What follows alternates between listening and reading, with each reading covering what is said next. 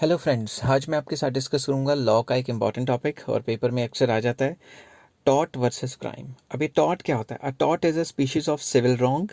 It gives rise to civil proceedings. ये एक civil law तोड़ने का एक नतीजा है कि जब भी आपके ऊपर लॉ ऑफ टॉर्ट्स लगते हैं। On the other hand, those acts which results in the punishment of criminals, जो क्रिमिनल्स को पनिश करने का लॉ होता है वो क्राइम होता है। ठीक है। Number 2, in tort the plaintiff is the injured party. जो केस कर रहा है वो एक इंजर्ड पार्टी है, मगर दूसरी तरफ in crime the victim is an individual. Crime में इंडिविजुअल एक विक्टिम होता है। The criminal proceedings against the wrong doer, जो रॉन्ग डूअर के ऊपर जो केस किया जाता है वो कौन करता है? वो स्टेट करती है, वो गवर्नमेंट करती है। तो सिविल में टॉर्ट में कौन केस करता है? टॉर्ट में प्लेंटिफ केस करता है जो कि सफरर होता है। ठीक है। और दूसरी तरफ क्रिमिनल लॉ के अंदर कौन केस करता है? गवर्नमेंट केस करती है। ठीक है। वो जो क्या कहते हैं, जो पीड़ित इंसान है, जो इंडिविजुअल विक्टिम है, वो केस नहीं करता। कौन करता है? गवर्नमेंट केस करती है, गवर्नमेंट की तरफ से। Next, a tort is a violation of the private rights of an individual. ये वॉयलेशन होती है किसकी? प्राइवेट राइट्स की। दूसरी तरफ a crime is a breach of public rights and duties which affect the whole community. तो अगर law of tort टूटता है तो क्या पता एक घर में कोई पंगा पड़ जाए, या कोई दो लोगों के बीच में पंगा पड़ जाए, दो फैमिलीज के बीच में पंगा पड़ जाए। मगर जब क्राइम होता है तो वो पूरी की पूरी पब्लिक को असर डालता है, पूरे के पूरे पब्लिक राइट्स को जो है ब्रीच करता है। Next point, wrong doer is liable to pay compensation to the injured party. जो भी रॉन्ग डूअर है टॉर्ट्स के अंदर, उसे कंपनसेट करना पड़ता है किसको? जो इंजर्ड पार्टी है। On the other hand, wrong doer is generally punished. Wrong doer को पनिशमेंट मिलती है, कंपनसेशन तो खैर क्या करेगा, उसे पनिशमेंट दी जाती है। Sometimes fine is imposed but amount is credited. जो भी अमाउंट होता है वो किसको क्रेडिट होता है? वो स्टेट अकाउंट में जाता है, वो सरकारी खजाने में पैसा जाता है। And not paid to the victim. अब किसी का कत्ल हो गया तो जो कत्ल वाला है उसको थोड़ी ना मतलब पैसे देंगे, जो भी फाइन लगाएगी और इम्प्रिजनमेंट उसको करेगी, वो मतलब जो फाइन लगेगा वो सीधा उसके तरफ जाएगा, क्या कहते हैं, गवर्नमेंट के पास जाएगा। अब main purpose of awarding compensation to the injured party is to make good loss suffered by him. तो लॉ ऑफ टॉर्ट्स में क्या होता है? जो भी उसका नुकसान हुआ है वो नुकसान की भरपाई करने के लिए ही जो है कंपनसेशन लगाई जाती है। और इसमें क्राइम में क्या होता है? Main purpose of criminal law is to protect the society by preventing and deterring the offenders from committing further offences. तो इसमें क्या होता है? प्रोटेक्ट किया जाता है पूरी की पूरी सोसाइटी को। किस तरीके से प्रिवेंट करते हैं? उसको जेल में डाल देंगे या डेटर कर देंगे, मतलब उम्र कैद दे देंगे ताकि बाहर ही ना आए, ना बाहर आएगा ना कोई टेंशन होएगी।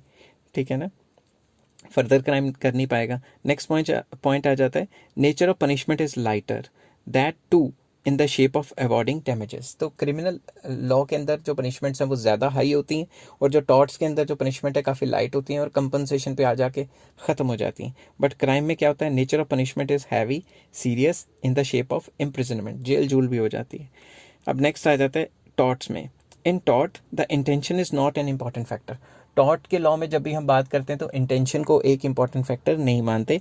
ऑन द अदर हैंड, जब हम क्रिमिनल लॉ की बात करते हैं तो उसको काफ़ी इंपॉर्टेंट कंपोनेंट मानते हैं क्रिमिनल लॉ के अंडर। तो क्रिमिनल लॉ के अंदर जो इंटेंशन है वो एक मेन कंपोनेंट है। ठीक है ना।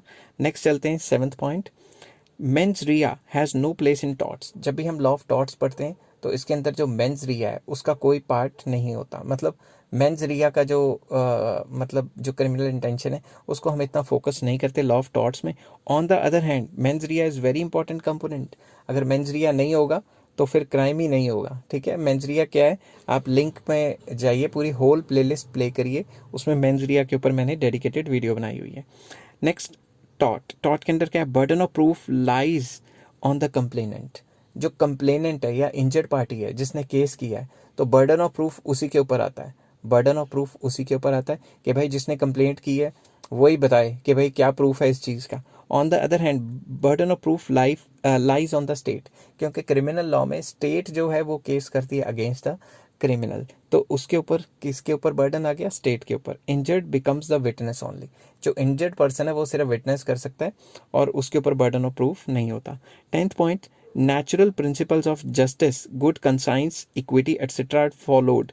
इसमें फॉलो किए जाते हैं, but strict rules and procedures and principles are followed in fixing the liability in criminal law. ये मैं पहले भी कह चुका हूँ कि टॉर्ट्स में हल्का फुल्का रियायत मिल जाती है और क्रिमिनल लॉ में भाई रियायत नहीं मिलती।